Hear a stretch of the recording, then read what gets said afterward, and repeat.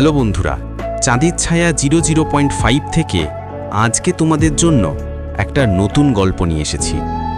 গল্পটা খুব ছোট, আসলে এটা গল্প নয়, এটা একটা ঘটনা, কিন্তু আমরা এটাকে গল্পের মতোই ভেবে নিয়েছি।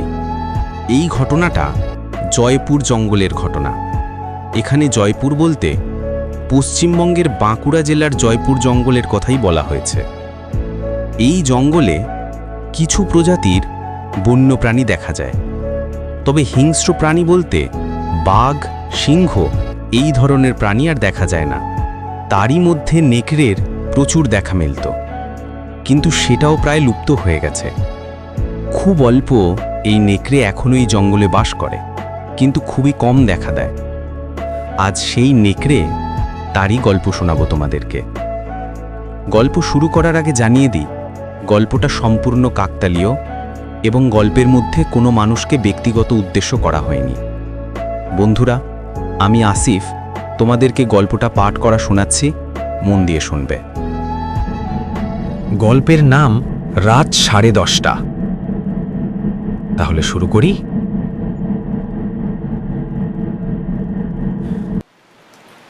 সেদিনের রাতটা ছিল অন্য সব রাতের থেকে আলাদা।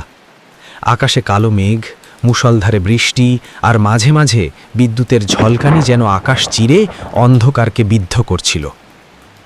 রাত প্রায় 10:30। একজন মানুষ, নাম তার অরুণ, অফিস থেকে সাইকেল চালিয়ে ফিরছিল তার গ্রামে। হাতে একটা ছাতা ধরা, ভিজে কাঁপছে, কিন্তু চোখ দুটো স্থির।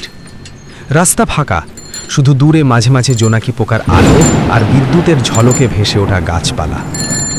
কিন্তু এই অন্ধকার রাতের ভেতর অরুণ জানত না তার জন্য অপেক্ষা করছে ভয়ঙ্কর এক সাক্ষাৎ।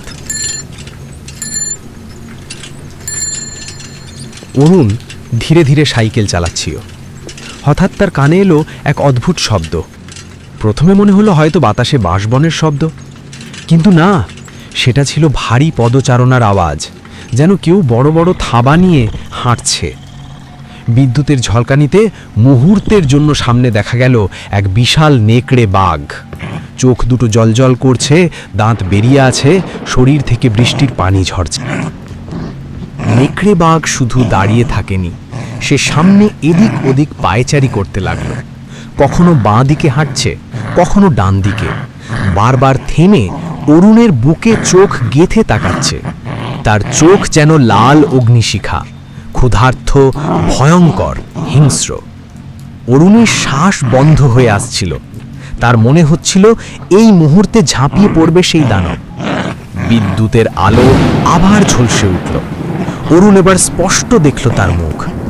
মোটা দাঁত, দাঁতের মাঝখান ফাঁক দিয়ে ঝুলছে তার কালো জিভ, আর সেই জিভ থেকে টপ টপ করে ঝরছে লালা।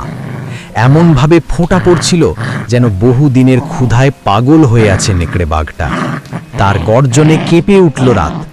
মনে হচ্ছিল পুরো বন নিস্তব্ধ হয়ে গেছে।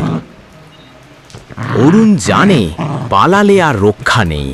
সে ছাতাটা বুকে চেপে ধরে স্থির হয়ে দাঁড়িয়ে রইল। নেকড়ে বাঘ সামনে দাঁড়িয়ে একবার গর্জন করল, তারপর ধীরে ধীরে কাছে আসতে লাগলো। ঠিক তখনই অরুণের মাথায় এলো এক বুদ্ধি।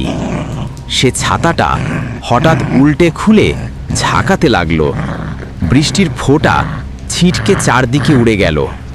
অন্ধকারে মনে হলো যেন বিশাল কোনো ডানা মেলছে।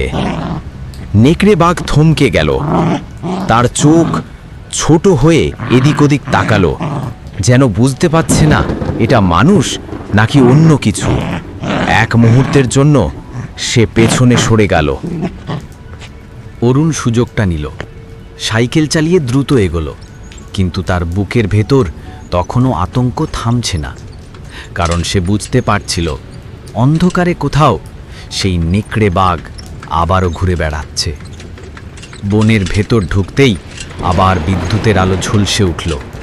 অরুণ ভয় শিউরে উঠল। দূরে রাস্তা আটকে দাঁড়িয়ে আছে আবার সেই দানব।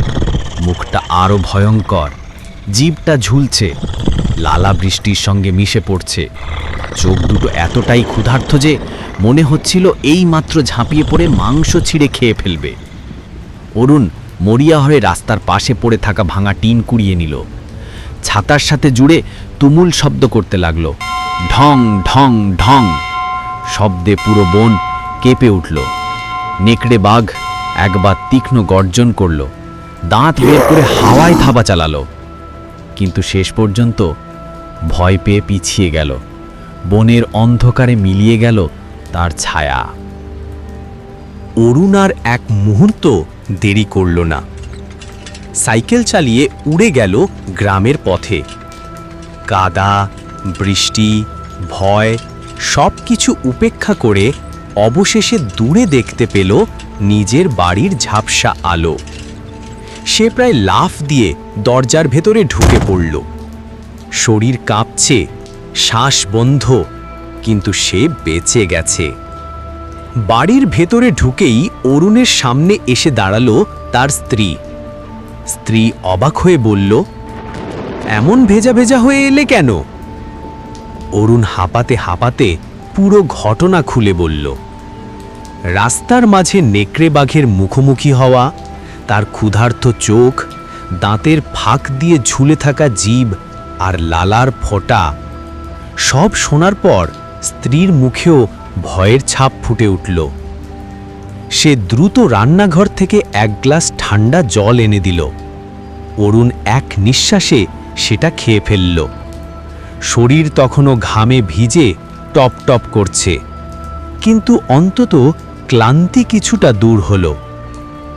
সেই রাতেই সে সিদ্ধান্ত নিল, আগামীকাল থেকে আর কখনো এই শর্টকাটের জঙ্গলের রাস্তা দিয়ে যাবে না। যত দূরের রাস্তা হোক, যত দেরি হোক, বাঁচার নিশ্চয়তা থাকাই ভালো। এইভাবেই রাত 10:30টার সেই ঘটনার পর থেকে অরুণ আর কখনো সেই জঙ্গলের ভয়াল শর্টকাট পথে পা বাড়ায়নি। কারণ সে জানে সেই নেকড়েবাঘ হয়তো এখনো ক্ষুধার্ত চোখে অপেক্ষা করছে অন্য কারণ জন্য। কিন্তু পরের দিন সকালে গ্রামে ছড়িয়ে পড়ল ভয়ঙ্কর এক খবর। সেই জঙ্গলের ধারে একজন মানুষের দেহ পাওয়া গেছে। দেহটা পুরো অক্ষত নয়, কাটা ছেঁড়া, টুকরো টুকরো। মনে হচ্ছিল কোনো হিংস্র জন্তু দাঁত দিয়ে কামড়ে মাংস ছিঁড়ে খেয়েছে। গ্রামের মানুষ ছুটে গেল, চোখের সামনে ভয়াল দৃশ্য। পরে জানা গেল ওটা তাদেরই গ্রামের এক বৃদ্ধ মানুষ। এমন ঘটনা এর আগে শোনা গেলেও এই প্রথমবার এত ভয়ঙ্করভাবে কারো দেহ মিলল। গ্রামবাসীরা বন দপ্তরকে জানালো। তারপর দ্রুত সিদ্ধান্ত হলো জঙ্গলের দিকটা অন্তত গ্রামের দিকে নিরাপদ রাখতে হবে। উঁচু কাঁটা তারের বেড়া দিয়ে পুরো দিকটা ঘিরে দেওয়া হলো। এরপর থেকেই ভয় অনেকটা কমল, কিন্তু গ্রামের মানুষদের মনে সেই রাতের আতঙ্ক আজও বেঁচে রইল।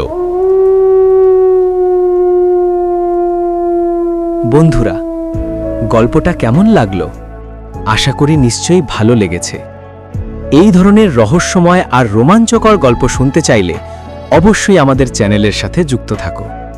ভালো থেকো, সুস্থ থেকো, আর আমাদের চ্যানেলটাকে সাবস্ক্রাইব করে দিও, যাতে আমরা নতুন নতুন গল্প তোমাদের শোনাতে আরও আগ্রহ পাই।